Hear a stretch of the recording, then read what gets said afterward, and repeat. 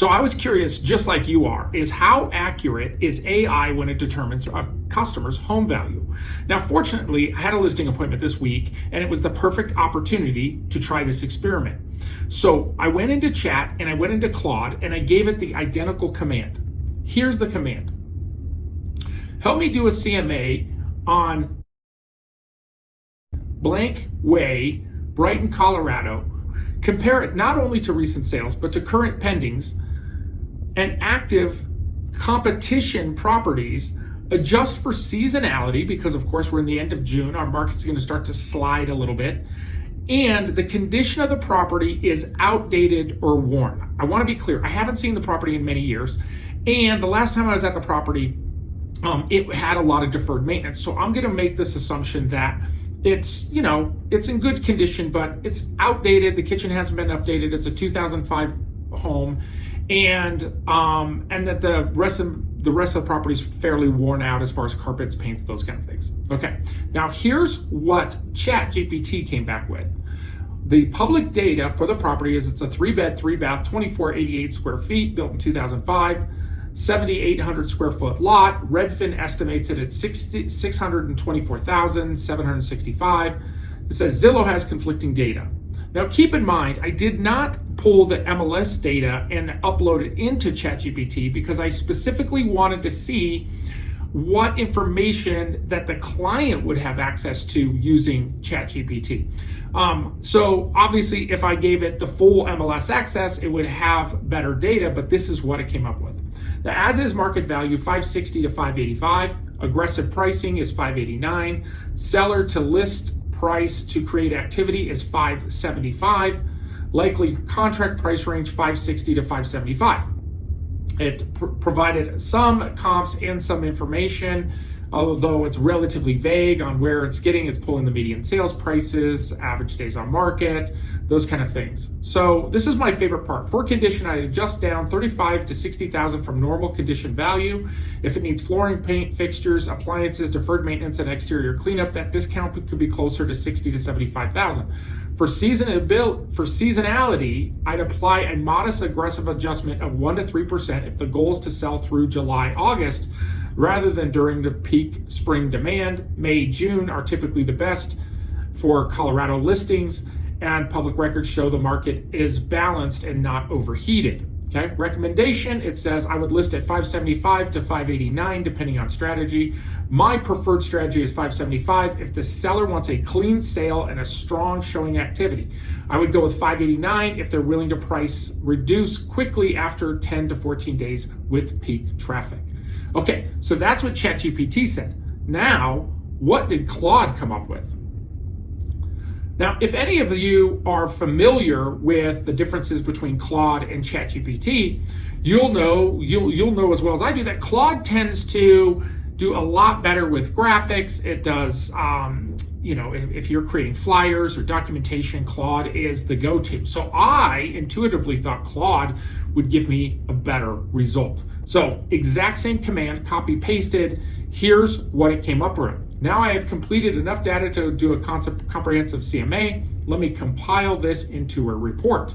Now what I like about Claude's report is it's very professional looking. You could put this in front of a customer and they would think this person took some time to put this report together. Here is the results from Claude, which again, my initial instinct was it would be more accurate. So here's what it says. It's a 3-bed, 2.5 bath, 2844 square feet, built in 2004. Interesting because it was built in 2005.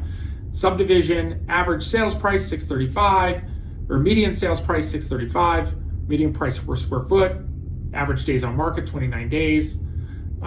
Compete score, 77 out of 100. So it says it's a competitive market. Great. Here are the comps that it provided, which in fact, when I went in and did my own research, these comps are very accurate for the property. So I was very pleased with the comps that it provided. You see here the list price, we've got the square footage, we got the average price per square foot, and then it made adjustments based on the size and the baths, which is excellent, right? So that's wonderful that it took the time to do that. Pending and active inventory, it also gave us a comparison of what's going on with the pending and actives, which I truly appreciate.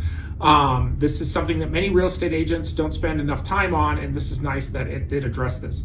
Now, best here's where it has made adjustments for the condition of the property. So it has given us a negative for between 40 and 60,000 based on outdated and worn. Seasonality, it says late June is still okay, so we're going to get price us up, which is interesting to me because statistically June tends to soften under the spring and the spring months.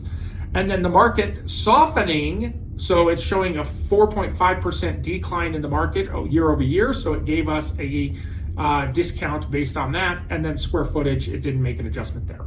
So here's our price per square foot summary.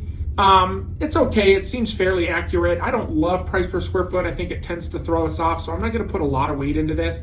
But here was the most interesting thing is where it talks about the comp adjustment range is 549 to 675. Another adjustment for condition and market penalty of 45 to 70,000. So its suggested list price is between 490 and 535. That's significantly less than ChatGPT. So I found that really interesting that it would be that far different between the two. Now, the real question then comes to what did I actually find when I got to the property, and where is the areas of where AI and ChatGPT and Claude don't have the access to the information that we do? Well, fortunately, when I got to the property, I was pleased to see that there was a lot of the maintenance that wasn't done previously was taken care of. So the exterior had a paint job in the past 5 years. The roof is newer. The HVAC and the water heater were both newer. The house had been recently painted on the interior, and most of the carpet was replaced throughout the property. Now, where was the areas of concern? The kitchen was original. All the bathrooms were original. So there was some deferred maintenance done, or some outdating done there. So that was accurate to the statement. And the back deck and the landscaping could use some attention. Now, here's the difference is if I was a seller and I was just leaning on ChatGPT, I might actually be in the range of fair market value for the current condition of the property. At about 575 is probably the right number for today's market. However, with Claude, I would have left about $30,000 to $40,000 on the table. Now, here's where a real estate agent can do where AI can't do. See, I walked through and I said, hey, I have contractors that'll address your cabinets. We can do the flooring. We can update your countertops. We're going to replace the kitchen sink. We're going to do that in the primary bathroom, replace the tile, update some things. And we're going to invest between $25,000 to maybe $30,000 in updating the property. Now, I believe if we do that, we'll be able to sell the property closer to the 630 to 640 range. And so an investment of $25,000 or $30,000 will generate about $50,000 in a higher sales price. This is where I don't see AI replacing us. So where data might become more accessible, it's not going to replace the ability for us to bring in contractors and provide advice on areas where we can do some minor adjustments or kind of detail the property out in order to maximize the end value of the property. Because we know that we can spend maybe $2,000 and possibly increase the value by $4,000 to $5,000 in the end, and where you could spend $2,000 and lose that $2,000. And this is the areas where I think AI is just missing the point. So this was a great experience. I'd love to hear what you guys are coming up with your AI challenges and your use of AI in your real estate business.